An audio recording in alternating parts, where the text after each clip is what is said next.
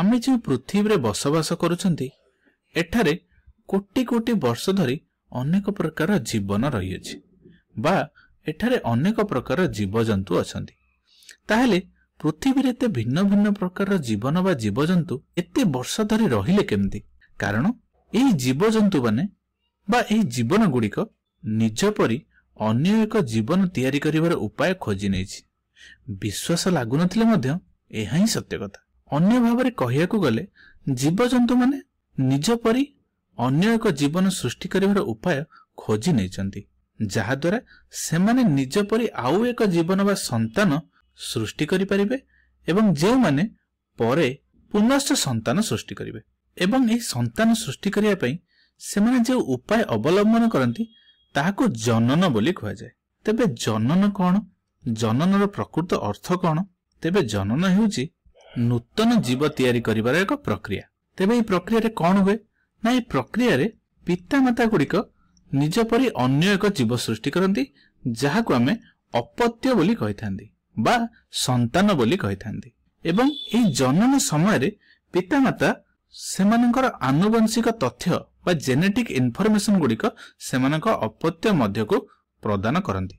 एवं a genetic information बा आनुवंशिक तथ्य गुड़िक गोटे नक्शा बोली भाव, जहा द्वारा एही अपत्य गुड़िक किपरि वृद्धि विकास हेबे ताहा निर्णय हुए। एवं एही प्रक्रिया द्वारा पिता मातांग ठारू सेमानकर गुण धर्म गुड़िक गोटिए पीढ़ी रु अन्य एक पीढ़ी को पहुंची थाए। पुनश्च अपत्य मानक ठारू पुनश्च सेमानकर जो संतान सृष्टि हेबो सेमानक निकट को जाइताए। एही परी एही प्रक्रिया अव्याहत चाली रहिताए। तबे जीवजंतु गुड़िक निज परी अन्य एक अपत्य बा संतान सृष्टि करिया पई दुई प्रकार प्रणाली अवलंबन करिथांती। गोटिए को आमे अलिंगी जनन कहिथांती एवं अन्यटी को आमे लिंगीय जनन बोली कहिथांती। ठीक अछि, तबे चलो प्रथमे आमे अलिंगी जनन कोन से विषय आलोचना करिबा। तबे अलिंगी जनन रे मात्र गोटिए ही पितामाता का मध्यरु जणे ही भाग नहीं थांती। मनकर यह हेउची एक मातृकोश एवं ए मातृकोशटी विभाजित होई एक नूतन कोश तैयारी करे एवं जहाको आमे अपत्य कोश बोली कहिथांती। एवं जेहेतु एथिरे गोटिए मात्र मातृकोशरु ही अपत्य कोश आसी थाए, तेणु एमानक शरीर जेउ जीन बा आनुवंशिक गुण गुड़िक अछि अपत्य कोशरे मध्य ठीक सही परी जेनेटिक इनफॉरमेशन बा आनुवंशिक गुण गुड़िक रही थाए। एवं जदि आमे लिंगीय जनन विषय आलोचना करिबा तबे लिंगीय जनन रे दुईटी पिता माता भाग नहीं थांती बा अंश ग्रहण करि थांती। एवं एथिरु एमिति एक अपत्य कोश सृष्टि हुए बा संतान सृष्टि हुए जहा कि दुईटी पिता माता ठारू संपूर्ण अलग बा भिन्न होई थांती। तबे अलिंगी जनन भिन्न भिन्न प्रकार रे हेथाय। जदि आमे गोटिए बैक्टेरिया को उदाहरण भाव देखिबा, बैक्टेरिया गुड़िक अलिंगी जनन प्रकार रे निजर वंश वृद्धि करिथांती। एहा किपरि करंती? देख, मनेकर बैक्टेरियाटी किछि एही परि देखा जाउछि एवं एमनक मध्यरे गोटे न्यूक्लियस थाए। मनेकर एइटा होछि न्यूक्लियस बा नेस्टी। ताहेले प्रथमे कोन हबो ना प्रथम प्रक्रिया रे ई बैक्टेरिया मध्यरे न्यूक्लियस टी दुईटी समान समान भाग रे विभक्त हो जाए एवं न्यूक्लियस दुईटी अलग हो जिया परे कोष जीवक दुईटी एमती अलग होया को लगंती एवं दुईटी कोष जीवक मध्य को दुईटी नेस्टी भिन्न भिन्न भाग रे चली जांती। एवं एही प्रक्रिया द्वारा एमानक मध्यरे जो जीन बा गुण गुड़िक थिला एगुड़िक नकल सृष्टि करी दुईटी भिन्न भिन्न न्यूक्लियस मध्य को चली जांती। एवं धीरे धीरे एही कोष जीवक थिबा एही जगहटी जहाको हमें कोष पट्टिका बोली कहंती, ए कोष पट्टिटी विभाजित हो जाए एवं परवर्ती समय रे एही बैक्टेरियाटी दुईटी भिन्न भिन्न एवं नूतन बैक्टेरिया सृष्टि करंती। एवं एही प्रक्रिया में कौन देखुंती ना गोटिए बैक्टेरिया दुई भाग रे विभक्त होई दुईटी नूतन बैक्टेरिया सृष्टि कला। तेणु एही प्रकार अलिंगी जनन को आमे दुई विभाजन बोली कहिथांती। तेबे बैक्टेरिया मानक परि उद्भिद माने मध्य अलिंगी जनन करि पारंती। एमिति किछि किछि उद्भिद थांती जेउ माने कि सेमानक मूलरु नूतन छोट छोट जीव सृष्टि करंती एवं एही नूतन छोट छोट उद्भिद गुड़िक सेमानक मातृकोश निकट जो गुण गुड़िक थिला एमानक मध्यरे मध्य से समान गुण गुड़िक रही थाए। एवं जेतेबेले आमे एही नूतन छोट छोट गछ गुड़िक माटी तले रोपण करिबा सेमाने मध्य बड़रे वृद्धि होई मातृ गछ परि आकार नियंती एवं निजर जीवन अतिबाहित करती। एवं शेषरे आश्चर्यजनक भावे आमे यदि प्राणी मानक देखिबा किछि प्राणी माने मध्य अलिंगी जनन करिथांती। एहार एक उदाहरण होछि समुद्र तारा।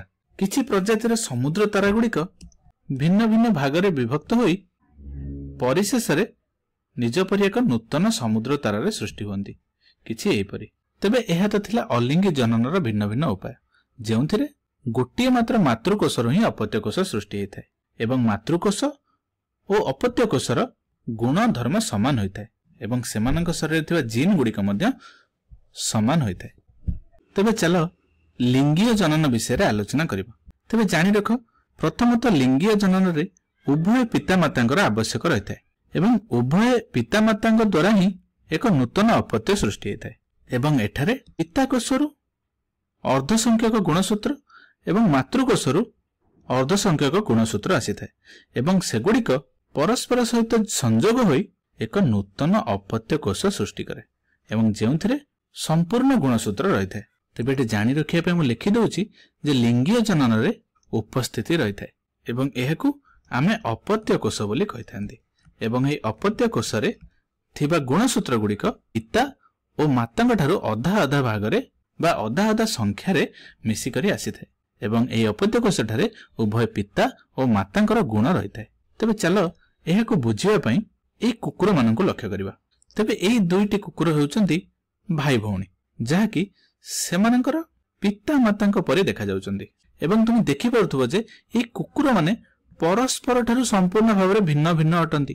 तुम देखि पारुथबो एही कुकुरटी या परिका किछि मात्रा देखा जाउथला बेले एही कुकुरटी या परिका किछि मात्रा देखा जाउची एवं एहार किछि गुण याठू आसीथिला बेले एमानकर किछि गुण आयाठारू आसी।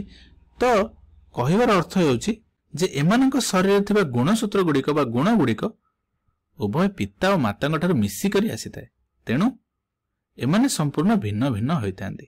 तेबे अलिंगी जनन और लिंगीय जनन मध्य पार्थक्य कौन ताहा तो आमे जानिले, एबे समीक्षा करिबा। तेबे प्रथमे आमे देखिले जे अलिंगी जनन काहा कुआ जाय। अलिंगी जनन रे मात्र गोटिए मातृकोशर आवश्यक थाए एवं ता सहित मातृकोशर गुण धर्म गुड़िक अपत्य कोश सह समान होइଥାଏ एवं जदि आमे लिंगीय जनन विषय आलोचना करिबा ताहले लिंगीय जनन रे मध्य उभय पिता मातांकर आवश्यक रहिଥାଏ एवं एमानंकर गुण धर्म पिता मातांक ठारू संपूर्ण भिन्न अटे। ठीक अछि।